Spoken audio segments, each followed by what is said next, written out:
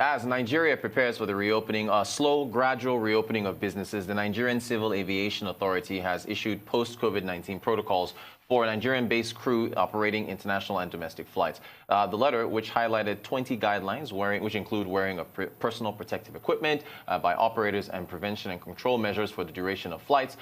Contrary to the recent practice, the protocol also states that the flight crew will not be quarantined upon arrival in Nigeria, but will be made to undergo mandatory testing for COVID-19 every 14 days at cost to the air operator.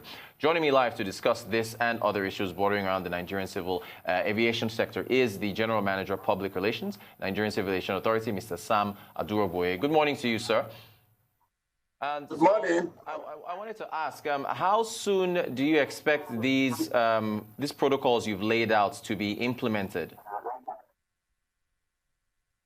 Well, the implementation has to do with the airlines. Immediately they receive the circulars as we issue from time to time. Theirs is to begin action immediately so that by the time the government lift the restriction on flights in and out of Nigeria or within Nigeria, then they'll be able to start operation as well. So they need to start implementation right away as soon as they have the receipt of that circular. Okay, so what are you expecting from the airlines in order to determine that they are all raring to go and all these protocols have been implemented?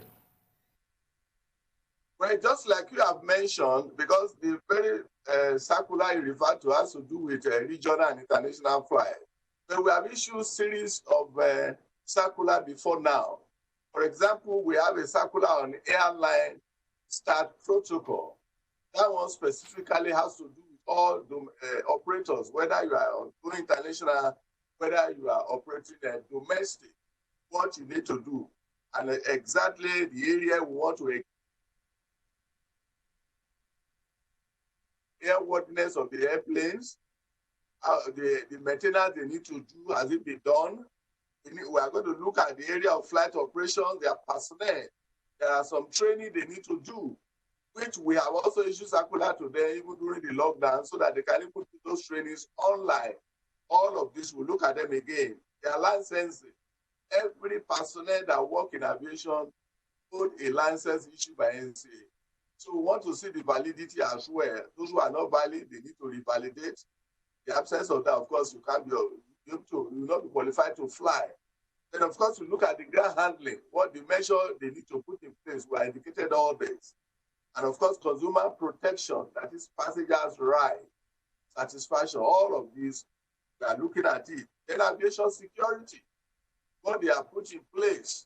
And, of course, the health protocol, wearing of masks, applying sanitizers and all of this. How they are going to see the arrangement, we are still discussing on that. All of this we have issued the circular for them to begin to work. So when they are about to start now, as soon as government leaves the decision, need as an airline to now notify Ncaa of your intention to resume operation. And of course, it will require about 5 days to look at all this together. And once you fulfill the requirement, you'll be clear to go. Thank you for that. Do you expect all the airlines to be able to meet up with these protocols? Of course, they are not too difficult to meet. As we speak, there are some skeletal operations. You would have read in the papers today, Airpeace brought in people from India. Fly Indian national back to their country. So if they have not been able to fulfill the requirement, they won't be able to run that operation. So they are not things that they cannot fulfill. That is why checklists are issued to them so that ahead of time, they sort it out. There are things they will be able to do because you tell them exactly what to do and they know what to do.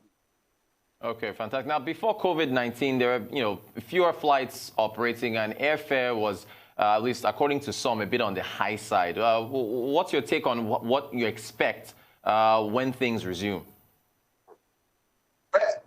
It depends on which angle you are looking at.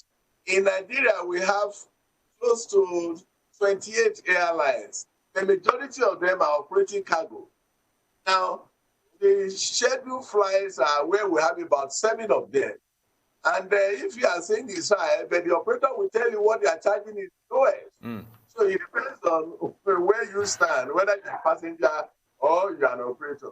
They are going to tell you what they are charging today is this or for a 1-hour flight. And of course, if you look at the cost component of running an airline, where the maintenance, all the fees they have to pay, which are mandatory, which is universal, then of course, just like looking at the cost of a newspaper, cover price, look at the cost that goes into it. You want to say the 200 naira or 250 is too small. Same thing goes for the airline. They are going to tell you, I'm not holding brief for them, but they're going to tell you what they are charging is small. So it depends on which side of the divide you are. Thank you for the answer. That's why I said some would say they're on the high side. So where because on the other side there is this as you pointed out, the airlines are saying that they're on the low side. So what from your standpoint, how do you see things with regards to the pricing of tickets and so on? Well, we are a regulatory authority that oversights. Ours is to ensure that whatever you are charging as an airline, you are able to recover your costs and you're able to make profit and remain in business. It's not a charity organization. You are a business to make money, to prosper, and be able to do all you need to do to remain in the sky. Because it's a business where there is no waiver, no compromise. You can't park the airplane in the sky and attend to it. So that is why there is no waiver, nothing can wait for you. And all this thing costs money. And most of the time, everything about the airline aircraft is dollarized. And we all know the cost of exchange rate as we speak. So to say, as an agency that oversight them, I will not be in a better position to say whether it is low, whether it is high.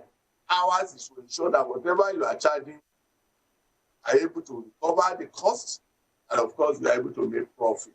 Okay, fantastic. So since you talked about cost recovery and making profits, I have to ask you this. Do you think that it's going to take a while for a lot of customers to come back to flying because of the fear of the coronavirus? How do you see passengers, the appetite for flying when things resume, whenever that is?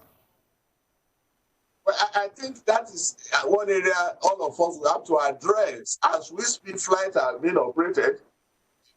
National, foreign nationals are coming in, flying out. Nigerian carriers are also flying. So we have a Navy's jet that is flying occasionally. So as we speak, it still remains the safest. We exist to ensure that whatever they needed to be done is done to avoid mishap. But honestly speaking, I know we're going to be making some sensitization of the passengers or the public, let them know what we have been doing. Ever since the lockdown, Ncaa has never gone to sleep. We are in continuous contact with the airline. We are telling them what to do. Maintenance of the aircraft. It's not as if they're going to be doing maintenance when the government leaves. They have been doing it. We ensure they do it.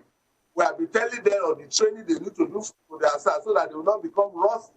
So all of this is ongoing. We are keeping tab on them, never allow them to go to sleep, and some are actually in the skeletal operation. So flying still remains the safest means of transport. There is no other mode of transport that is this monitor anywhere in the world. All right, and so you can assure Nigerians watching that when flight operations resume, their fears should be tempered with regards to the possible spread of the virus, through being in a tight space in a plane, for example. Exactly, that is one area that everybody has to take responsibility. And of course, the airline also have to demonstrate to us what they are putting in place to ensure that there is no spread. And of course, those who have been flying occasionally now, they have been going and coming. There hasn't been any cases of testing positive because they have been tested on their return. So whether they go out of Nigeria, so there hasn't been any case of virus or whatever infection among the crews or those they brought in. So with that, I think it's an assurance to the public that steps are being taken to ensure that even when we resume normal flight operation, there will be no cause to fear because efforts are being made to ensure that people are tested before they board. While on board, they are fully masked, they will apply sanitizers. When they go to the lavatory or the toilet, of course, you have to wash their hands there and apply sanitizer. All of these are doing that as the best way to arrange in such a way that all this fear will be removed. Okay, great.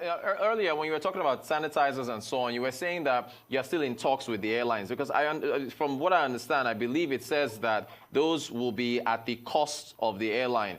Is that now set in stone, or there's going to be assistance there, or the airline is going to bear that cost for sanitizers and all these other things?